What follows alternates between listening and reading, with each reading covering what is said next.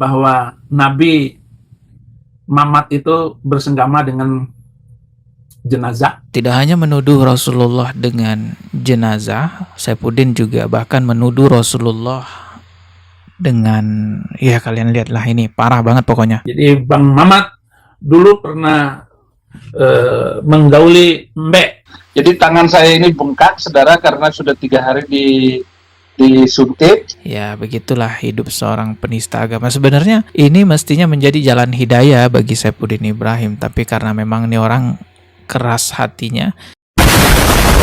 Dukungan teman-teman membantu channel ini tetap bertahan di sosial media, maka saya ucapkan terima kasih yang sebesar-besarnya. Semoga Allah membalas dengan rezeki yang lebih besar lagi, semoga menjadi pahala jariah.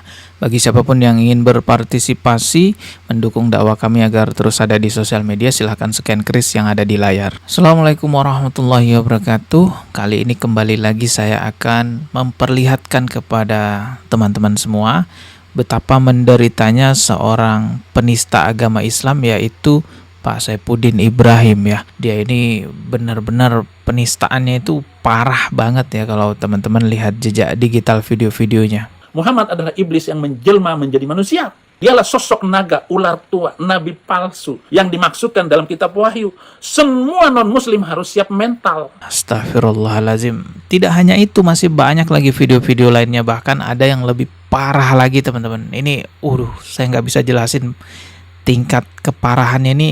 Waduh, astagfirullah. Coba lihat nih videonya. Bahwa Nabi Mamat itu bersenggama dengan jenazah.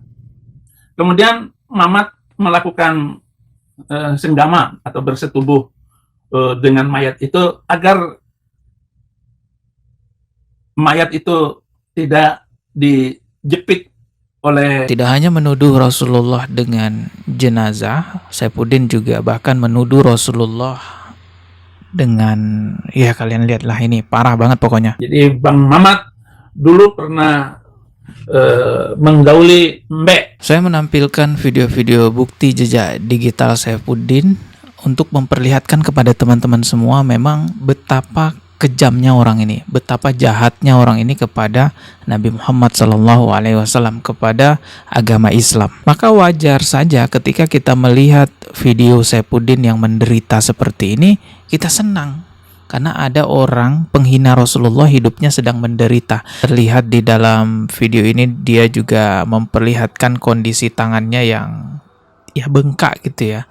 Entah kenapa bengkak, tapi ya yang jelas ini sangat sakit sekali ya. Ya begitulah hidup seorang penista agama. Sebenarnya ini mestinya menjadi jalan hidayah bagi Saifuddin Ibrahim, tapi karena memang ini orang keras hatinya, keras kepalanya, ya jadinya begini. Udah dapat azab, udah dapat siksaan di dunia seperti ini masih belum sadar. Belum lagi nanti di akhirat, kalau misalnya dia meninggal dalam keadaan kafir, itu kekal di neraka. Jadi apa yang dialami oleh Saifuddin di dunia ini hanya bagian kecil aja sakit yang dia rasakan. Sakit yang sesungguhnya yang lebih besar lagi nanti di akhirat. Siksaan yang paling mengerikan di neraka itu kekal di dalamnya, karena nggak ada akhir dari penyiksaannya. Waktu akan terus berulang. Penyiksaan itu akan terus berlangsung kekal abadi. Nauzubillahi min zalik. Salah satu nanti yang akan masuk di neraka kekal di dalamnya ya orang-orang yang mati dalam keadaan kafir gitu ya.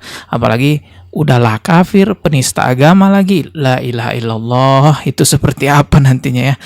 Coba kita lihat nih video Saifuddin ini. Relax aja ya.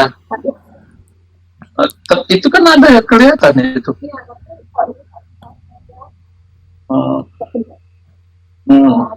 Oke. Udahlah, saya nggak tahu Bu, suster.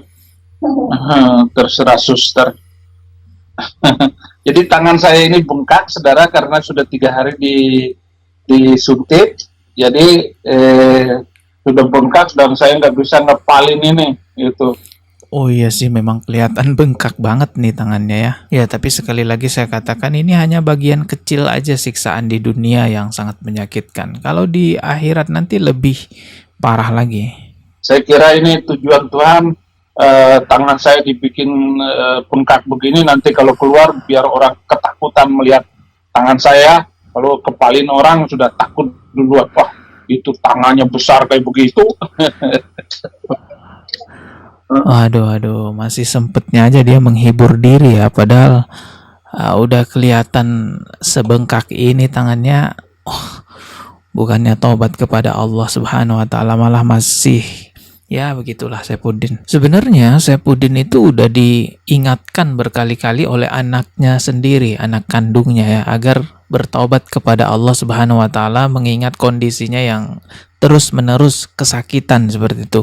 Udah kena penyakit ini, kena penyakit itu, bahkan kabarnya juga kena HIV karena sering berkumpul dengan imigran gelap di Amerika. Nah, salah satu anaknya Saifuddin ini meminta agar bapaknya bertobat selagi masih hidup di dunia ini, karena memang ya selama kita masih hidup di dunia ini, rahmat Allah itu tidak ada batasnya, ampunan Allah tidak ada batasnya. Semua dosa kita akan diampuni kalau kita melakukan taubatan nasuha. Yang bahaya itu ketika mati dalam keadaan kafir, itu kan nggak ada ampunan lagi. Coba kita lihat nih video dari anaknya Saifuddin. Sementara itu pemirsa, anak-anak dari pendeta Saifuddin Ibrahim meminta ayahnya untuk bertaubat dan menyerahkan diri seiring penetapan status tersangka kasus penistaan agama. Saifuddin diketahui tengah berada di Amerika Serikat dan masih terus mengunggah sejumlah video yang mendiskreditkan Islam meski sudah ditetapkan sebagai tersangka. Dan di sini Allah kasih kesempatan, selama ayah masih hidup, raihlah pertolongan Allah itu. Selama papa masih hidup, ya, itu kebaikan dari Allah, bukan kebaikan dari saya. Iya. Jadi hidup itu masih ada kesempatan ya, Pak? Iya. Masih ada kesempatan. Jadi Umi juga sebenarnya bisa dibilang menunggu papa di surga, bukan mau berpisah. Ya, oke. Itu harapan kami. Papa masih punya kesempatan sekarang ini. Tolong, posisi papa lah memang nggak menguntungkan sama sekali. Jadi sekarang papa sudah saatnya papa angkat tangan dan menyerah. Kibarkan bendera putih papa mulai dari sekarang. Saifuddin Ya kita bisa memahami lah gimana rasa ya sakitnya di hati seorang anak ya melihat bapaknya itu jadi penista agama seperti itu. Ya, semoga Saifuddin kelak bisa bertobat kepada Allah sebelum ajal menjemput ya. Tetapi yang namanya hukum negara ya tetap harus dijalani juga. Ini benar-benar menjadi pelajaran buat semuanya ya, terutama bagi penista agama yang sampai saat ini masih menghina Allah, menghina Rasulullah. Ingat baik-baik, Anda tidak akan pernah hidup sejahtera menjadi penghina Allah dan penghina Rasulullah. Allah berfirman dalam surah Al-Ahzab ayat 57, sesungguhnya orang-orang yang menyakiti Allah dan Rasulnya, Allah akan melaknat di dunia dan di akhirat dan menyediakan azab yang menghinakan bagi mereka.